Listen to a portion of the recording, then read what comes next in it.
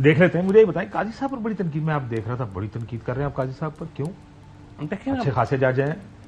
नहीं, बात यह है फायद साहब बड़ी तनकीद की है, तो मुझे आगे कोई प्रोग्राम में कह रहा था कि वो खान साहब जो हैं उन्हें तनकीद कर रहे हैं चीफ जस्टिस के ऊपर। इनका प्रॉब्लम यह है कि चीफ जस्टिस साहब भी अपने हर एक्शन से साबित कर रहे हैं कि इमरान खान ठीक कह रहे हैं। उसकी वजह क्या है? हर वो केस जिसका असर पड़ रहा है कॉन्स्टिट्यूशनल अमेंडमेंट की काउंटिंग के ऊपर, वो अपने पास लगा रहे हैं। 4 सीटें उठा के रिकाउंटिंग की आपने जो है वो दे दी, नून लीग को दे दी उठा के। 63A का केस लगा लिया, 63A का केस आपने लगा तो लिया। ये नहीं लगाने चाहिए थे उनको। देखिए, अगर कोई भी जज जो इन हिज ओन कॉज तो नहीं बैठेंगे, अपने कॉज में तो नहीं बैठ सकता। हर एक को पता है आपकी जो है वो हो amendment सकता आ है रही उन्होंने है। दिमाग में ये फैसला किया कि वो साइनी कोर्ट का सरबरा नहीं बनेगा। नहीं, ऐसा कोई जुल्म पाकिस्तान में नहीं होने वाला। जाहिर है उन्होंने बनना है और उन्होंने सारी चीजें जो है वो करनी है। नहीं मुमकिन है, मुझे अलहदा यकीन बात हो है। सकता है यार, क्या बात कर रहे हैं। देखिए, आप लोगों की भैया इत्मीद नहीं करते फवाद साहब, आप लोगों की अच्छाई पर, आप लोगों को सिर्फ लोगों की बुराई पर एतबार है। नहीं, फायद ईसा साहब जितना काबिल आदमी और पाकिस्तान में है ही कोई नहीं कॉन्स्टिट्यूशनल कोर्ट का हेड लगने के लिए। आप क्या मंसूर अली शाह को लगा देंगे हेड उसका? वो तो नहीं लग सकता ना। जाहिर है फायद ईसा साहब ने ही लगना है। अगर लगना होता तो बढ़ाने की जरूरत कौन है? और उसके साथ जो 3-4 लोग थे वो भी आपको पता ही है कैसे लगने हैं। अभी ये कल जो ट्राइब्यूनल के जज लगेंगे, इलेक्शन कमीशन लगाएगा, उनको देख लीजिएगा आप कि अगली जुडिशरी जो है वो किस किस्म की होनी है और कैसे होनी है। सो पाकिस्तान के अंदर ये जो जुडिशल क्राइसिस है इसने बढ़ना है, इसने कम नहीं होना, जो भी इस वक्त के हालात है। तो ये बहुत से लोग तो ये प्रिडिक्ट कर रहे हैं कि अगर ये मैनेज हो गया, आईनी तरमीम हो गई, कोर्ट बन गया, इमरान खान तो वैसे ही अंदर है, वो उसको बाहर निकलने नहीं देना, ये क्या नाम है वो तोशाखाना 2 का फैसला आ जाएगा, वो 190 मिलियन। तो ये जब ज़ाहिर इस मुल्क में कौन सा मुश्किल काम है किसी फैसले ले लेना यार। मैं मनु दसो मैं फैसला ला दें तो किसी जगह नहीं, मैं नहीं कर सकता। सिर्फ शो तो ज्यादा ही मार गया। मैं शो मार ली थोड़ा, शो साडा अपना शो ऐसी जो मर्जी की, लेकिन नहीं, मैं बिल्कुल ये बात क्लेम नहीं कर रहा।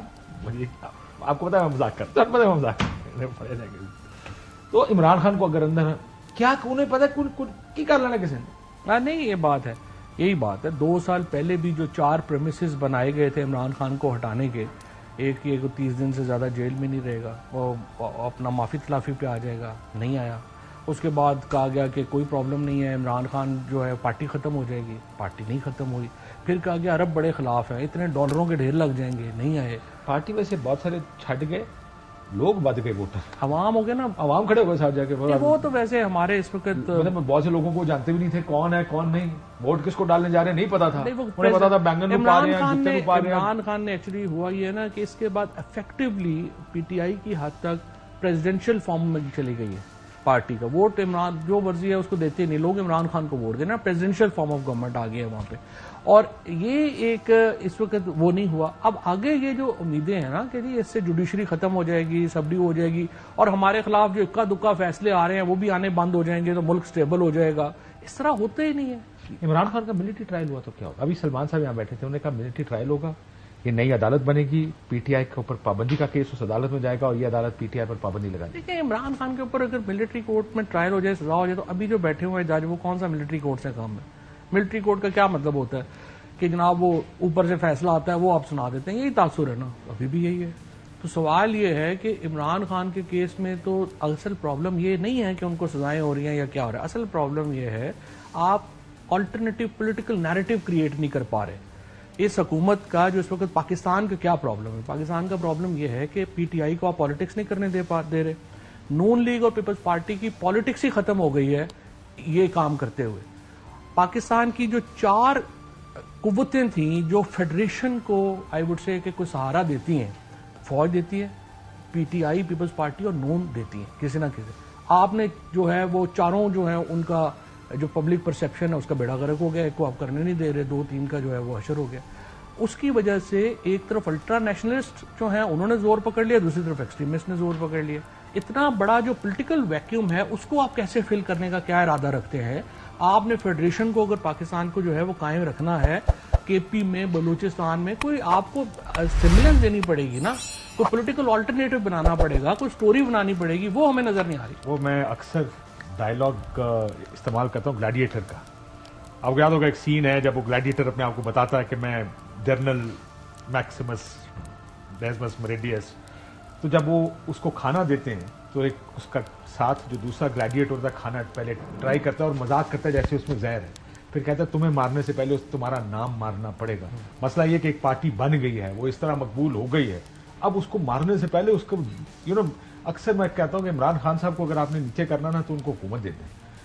कोई भी हुकूमत आएगी उसका ग्राफ तो नीचे हो सकता है, ऑपोजिशन में नहीं हो सकता। लेकिन मुझे एक बात बताइए, बिलावल साहब हैज टेकन अप दिस, उन्होंने ले लिया अपने ऊपर कि मैं नहीं, आज तो उन्होंने बड़ी इंटरेस्टिंग बात की है, मैं ये तरमीम करके दिखाऊंगा। मुझे दो सवाल हैं इसके ऊपर।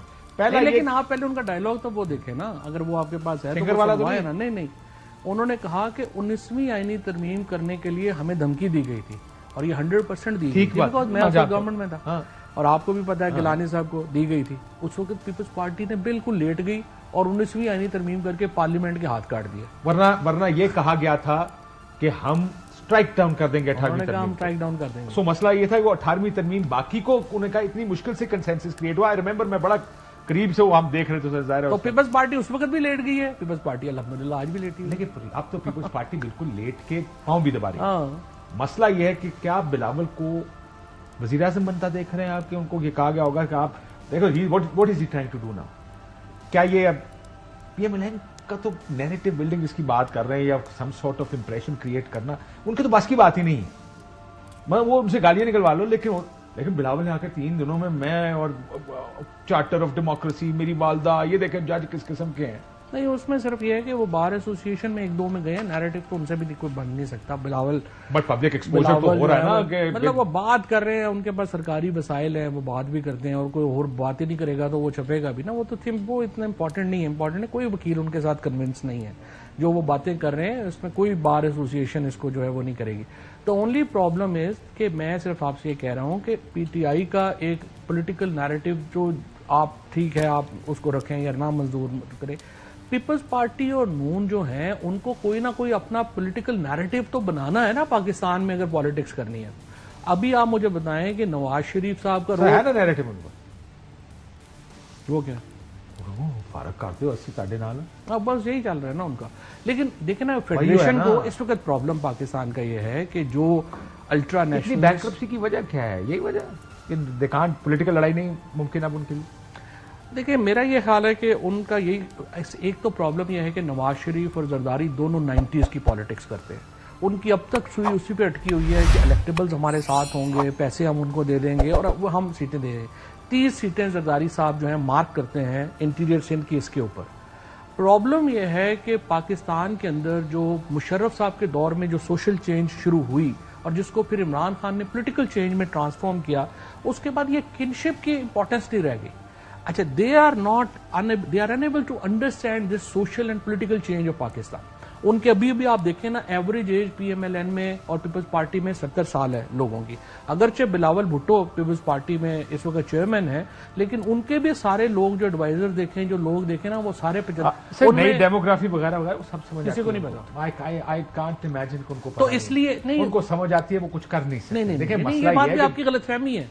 जरदारी साहब और नवाज शरीफ कन्विंस हैं, जिस तरह से चीफ जस्टिस साहब कन्विंस हैं कि ये सारे यूट्यूबर वगैरह डॉलरों के लिए करते हैं, इनका कोई इनकी हैसियत अहमियत नहीं है, जो बेसिकली आपके फंडामेंटल्स ही के खिलाफ है ये थिंकिंग। अच्छा, अब इसमें इशू ये आ रहा है कि नवाज शरीफ यूट्यूबरों ने तो नहीं ढूंढ के वोट डाले ना। अच्छा, अब बेसिकली वो क्यों डॉलर कमा रहे हैं? वो इसलिए डॉलर कमा रहे हैं कि उनका हाथ, जो यूट्यूबर्स हैं उनका हाथ लोगों की नब्ज पे है, आपका नब्ज के ऊपर हाथ नहीं है। आपने अपने खिलाफ इकोनॉमी क्रिएट करवा दी है। आप ये लोग जो कर रहे हैं बात, उसको अल्टरनेटिव आपके पास है नहीं है। आप जो इस वक्त पाकिस्तान देखो ना, या तो एक ड्रीम ये है कि पाकिस्तान को हम बर्मा या थाईलैंड बना दें। देखो वो बड़े छोटे नहीं, यही है ना।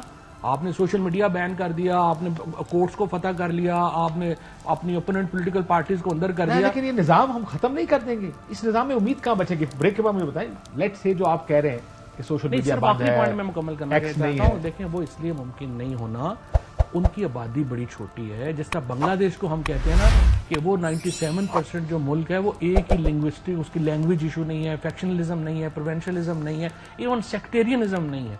हमारे यहाँ ये सारे इश्यूज हैं। और मुझे नहीं पता कि इस तरह की डाइवर्स सोसाइटी को जब आप ये बनाने की कोशिश करेंगे तो उसका क्या नतीजा निकले।